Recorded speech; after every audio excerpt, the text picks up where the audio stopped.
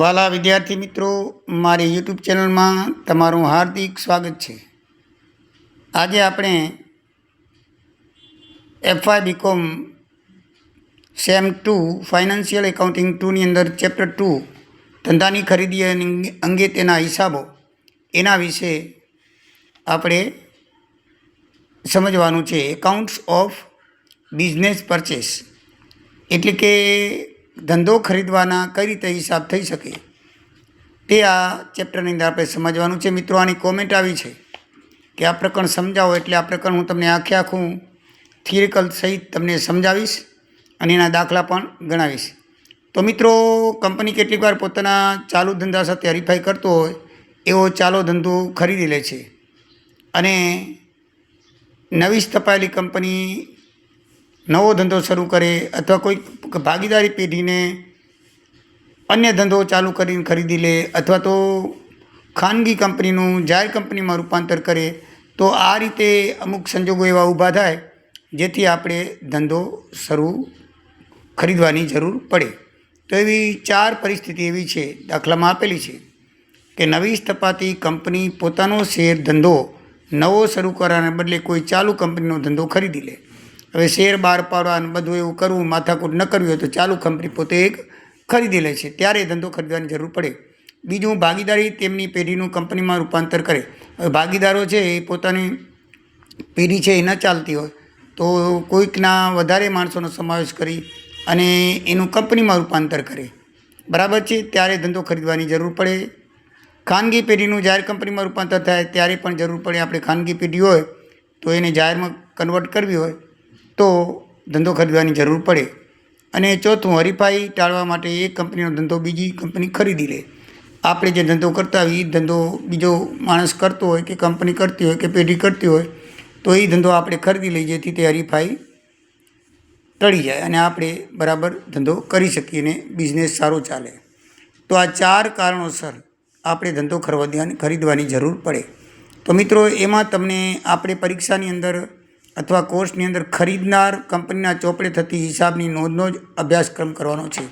વેચનાર કંપનીની જોડે આપણે કાંઈ લાગતું વળગતું નથી। તો મિત્રો, આપણે ખરીદનાર કંપનીમાંથી જ આ બધું કરવાનું હોય છે, ખરીદનાર તરીકે જ કરવાનું છે, વેચનાર તરીકે આપણે હિસાબ કરવાનો નથી। હવે એની અંદર આવતા મહત્ત્વના શબ્દો આપણે સમજી લઈએ। સૌથી પહેલાં તો ખરીદ કિંમત કેવી રીતે શોધાય ને કોને કહેવાય? તો આપણે જ્યારે ધંધો ખરીદીએ ને ત્યારે એના બદલામાં આપણે કાં તો રોકડા આપીએ અથવા તો મિલકત આપીએ અથવા તો ડિબેન્ચર કે શેર આપીએ, બધું એવું આપીએ, બરાબર છે। તો આ રીતે ખરીદ કિંમત એની નક્કી થાય છે।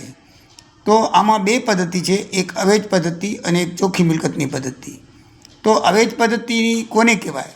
તો જે રકમ ધંધાની ખરીદી પેટે આપવાની છે તેના બદલામાં રોકડ, શેર, ડિબેન્ચર વગેરે આપવામાં આવે તે અવેજ પદ્ધતિ છે, જેમાં આપેલ તમામ રોકડનું કે રોકડ સ્વરૂપ જે હોય, દાખલા તરીકે શેર છે, ડિબેન્ચર છે, રોકડ સ્વરૂપ કહેવાય અને રોકડનો સરવાળો કરો એટલે ખરીદ કિંમત આવે, બરાબર છે। કે આપણે કોઈ ધંધો ખરીદ્યો હોય કે ભાઈ આપણે 2,25,000 લેવો છે, તો એના બદલામાં અમે તમને આ શેર કે આ ડિબેન્ચર કે આટલી રોકડ આપશું, તો અવેજમાં જે રકમ આપી એ રકમનો સરવાળો કરે એને અવેજ પદ્ધતિથી કહેવામાં આવે છે, બરાબર છે। દાખલા તરીકે કંપની બ કંપની ખરીદે છે, ખરીદ કિંમત 2,25,000 રૂપિયા નક્કી કરી, બદલામાં 10,000 ઇક્વિટી છે, દરેક 10%નો 20% પ્રીમિયમથી અને 10,000ના 8%વાળા ડિબેન્ચર 5%ના વટાવથી અને બાકીની રોકડ રકમ ચેકથી આપી તો ખરીદ કિંમતની ગણતરી કરો। તો જો ખરીદ કિંમત 2,25,000 છે, હવે અવેજમાં મિત્રો શું આપવાનું છે? ઇક્વિટી શેર 10,000, 12% લેખે 20% પ્રીમિયમ આપવાનું, 20% એટલે 2 રૂપિયા વધે, 10ના 20% એટલે હવે શેરની કિંમત 10,000 રૂપિયા હોય એટલે 12 રૂપિયા થાય, તો 1,20,000 શેરની કિંમત થઈ અને 8%વાળા ડિબેન્ચર 5%ના વટાવે એટલે 1,00,000ના 5% 5,000 થાય, તો એ બાદ કરીએ તો 95,000 રૂપિયા થાય। હવે મિત્રો એનો સરવાળો કરીએ તો 2,15,000 થાય, તો 10,000 ખૂટે। એ લખ્યું છે કે બાકી રકમ રોકડથી આપી એટલે ચેકથી આપી, તો ચેક કેટલાનો આપવો પડશે? 10,000નો। તો 2,25,000 એ અવેજનું ટોટલ થશે।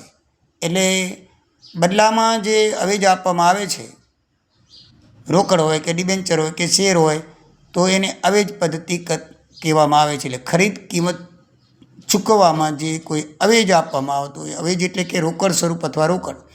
આ શેર છે, ડિબેન્ચર છે, એ બધા રોકડ સ્વરૂપ કહેવાય, રોકડની જેમ જ. અને બાકી રોકડ આપી જે કેશ નોટ છે, ચલણી નોટ. તો આ 3 વસ્તુ આવે છે અવેજની અંદર. તો એ 3 વસ્તુ ચૂકવીએ, બરાબર છે, જેના બદલામાં, તો એ અવેજ પદ્ધતિની અંદર આવે. તો આને કહેવાય અવેજ પદ્ધતિ. અને આ રીતે એની ખરીદ કિંમત નક્કી થાય. હવે ચોખ્ખી મિલકતની પદ્ધતિ કઈ કહેવાય? તો કેટલીક વાર દાખલામાં ખરીદ કિંમત ન આપવામાં આવે તો આ પદ્ધતિથી ખરીદ કિંમત શોધવામાં આવે છે, જેથી એક સૂત્ર લાગુ પડે છે, જે આ મુજબ છે. ઘણી વખત દાખલામાં આપણને કિંમત ન આપવામાં આવે અને અવેજ પણ કંઈ આપવામાં ન આવે તો સમજી લેવાનું કે આ ચોખ્ખી મિલકતની પદ્ધતિ દાખલો ગણવાનો છે. અને જો અવેજ આપી દેવામાં આવે ને અવેજની વિગત આપી દેવામાં આવે તો એ અવેજ પદ્ધતિથી દાખલો ગણવાનો કહેવાય. હવે દાખલા તરીકે, તો આમાં આપણે શું કરવું પડે? ખરીદ કિંમત બરાબર લીધેલી મિલકતો અને લીધેલા દેવા બાદ કરવા પડે. ચોખ્ખી મિલકતો શોધવી પડે અને લીધેલા દેવા બાદ કરો ત્યારે તમને ખરીદ કિંમત મળે. પણ આ મિલકતોમાં થોડીક બાબત ધ્યાનમાં રાખવાની છે. એ બાબત હું તમને જણાવી દઉં. તો કઈ કઈ મિલકતો લેવી?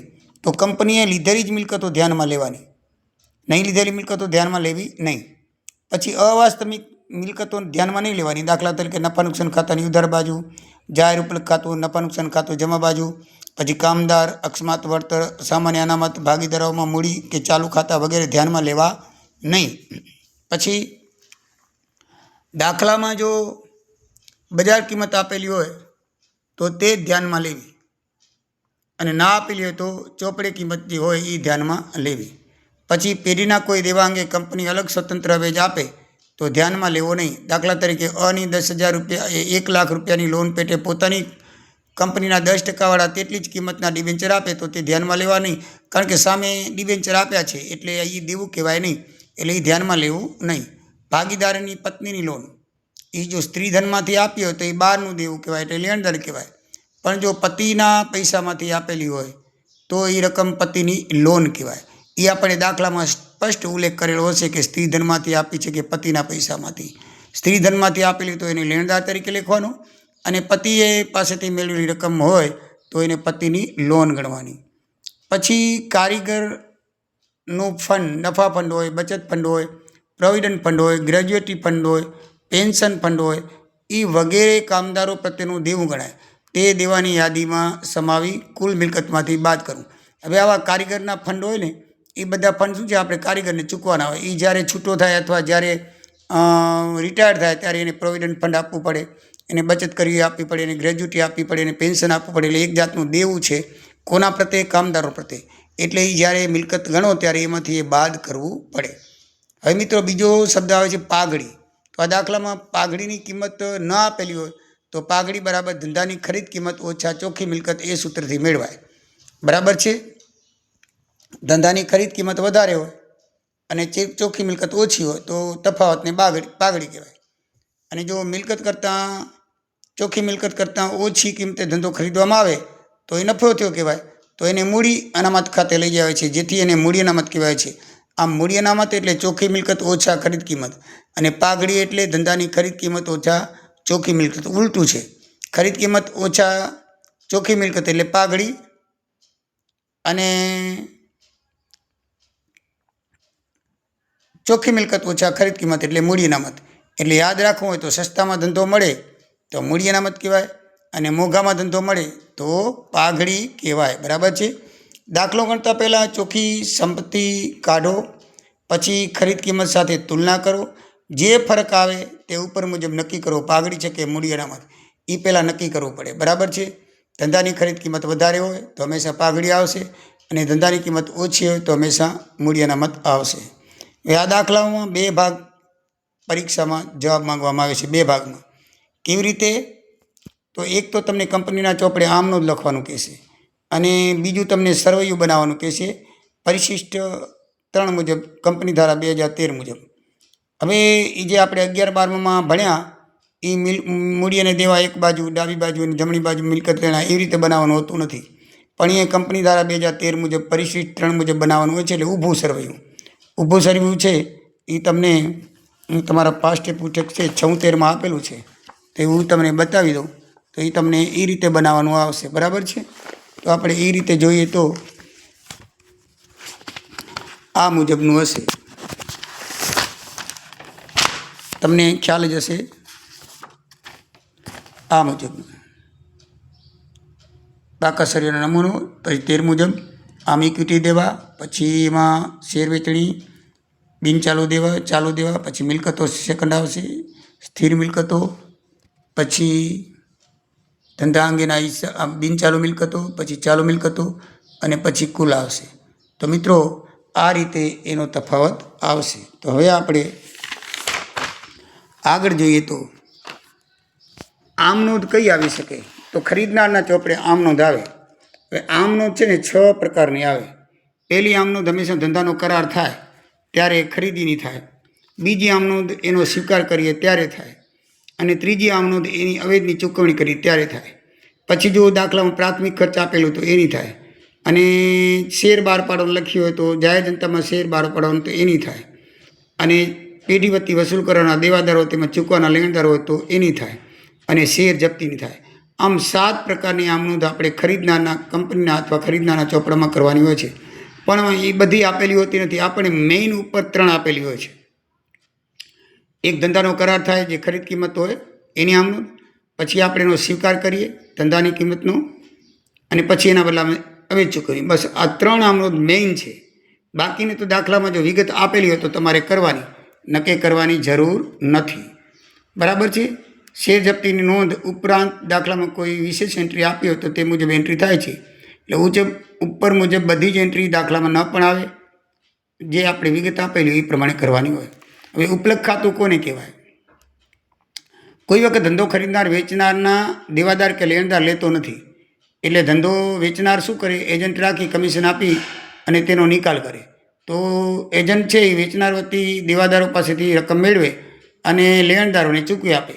જેમાં રકમ સરભર થાય અને એ જે રકમ નોંધ કરવામાં આવે છે બધી, એને ઉપલબ્ધ ખાતું કહેવામાં થાય. એને ઉપલબ્ધ ખાતું કહેવાય. અને એ રકમ જો બંને બાજુ સરખી થઈ જાય, લેણદાર દેવાદાર, તો એ ઉપલબ્ધ ખાતું બંધ થયું કહેવાય. પણ તફાવત આવે તો ઉપલબ્ધ ખાતે શું થઈ જાય છે? જમા થાય છે. આમ દેવાદારો અને લેણદારો વચ્ચે થતી લેણ દેણનો તફાવત દર્શાવવા માટે જે ખાતું બનાવાય છે તેને ઉપલબ્ધ ખાતું કહે છે, જેની આમ નોંધ નીચે મુજબ થાય છે. મિત્રો ઉપલબ્ધ ખાતું એટલે કે આપણે લેણદાર દેવાદાર જો ખરીદનાર કંપની ન સ્વીકારતી હોય તો આપણે એજન્ટ રાખી અને કમિશન આપીને એનો નિકાલ કરી છીએ લેણદાર દેવાદાર. તો એ શું કરે છે? દેવાદારો પાસેથી પૈસા લઈ આપણા લેણદારને ચૂકવી આપે છે. અને કેના પાસેથી કેટલા આવ્યા અને કેટલા દીધા એની જે વિગત, ડેબિટ અને ક્રેડિટ, એ જે ખાતું બનાવવામાં આવે છે એને ઉપલબ્ધ ખાતું કહેવામાં આવે છે. એનું નફા પણ ભાગ હોઈ શકે અને ખોટ પણ હોઈ શકે. જો રકમ ઓછી આવી હોય તો એ પ્રમાણે ખોટ થાય, અને વધારે આવી તો એ ઉપલબ્ધ ખાતે શું કરે છે? જમા કરે છે અને ખાતું બંધ કરે છે. બરાબર છે. અને સરપરત થઈ જાય તો ઓટોમેટિકલી બંધ થઈ જાય છે. એટલે ઉપલબ્ધ ખાતું બીજું કાંઈ નથી. લેણદાર અને દેવાદાર જે કમિશન એજન્ટ પૈસા ઉઘરાવીને મિલકત જેટલા લેણદાર પાસેથી દેવાદારો પાસેથી રકમ આવી હોય તેટલી રકમમાંથી લેણદારને ચૂકવે, ડેબિટ ક્રેડિટ થાય, એ પ્રમાણે એનું ઉપલબ્ધ ખાતું તૈયાર થાય. આપણે દાખલો ગણતી વખતે આપણે ઉપલબ્ધ ખાતું પણ એ જોઈશું. અને બધી પ્રકારના દાખલા આપણે જોઈશું ત્યાં તમને વિશેષ ધ્યાન આવશે. અને એની આમ નોંધ મિત્રો આ રીતે થાય કે ધંધો વેચનારના દેવાદારો ખાતે ઉધાર, એટલે આપણે જે રકમ દેવાની છે એ ચોપડે દર્શાવેલી કિંમતથી ધ્યાનમાં રાખવાનું. તે લેણદારના વેચનાર ખાતે જમા જાય, તે જમા લેણદારો ખાતે જમા થશે. અને જો તફાવત આવે તો ધંધા વેચનારના ઉપલબ્ધ ખાતે તફાવત. બરાબર છે. એ જમા કરી અને શું કરવામાં આવે છે? સરભર કરવામાં આવે છે. તો એની એક આ રીતે આમ નોંધ થાય છે. તો મિત્રો આપણે આ રીતે આજનું ચેપ્ટર નવું શરૂ કરેલ છે. તો એ ચેપ્ટરના હવે પછીના વિડીયોમાં દાખલા જોવામાં આવશે. બરાબર છે. અને તમે એ રીતે જોતા રહેજો. ધન્યવાદ. જય સિયારામ, જય દ્વારિકાધીશ.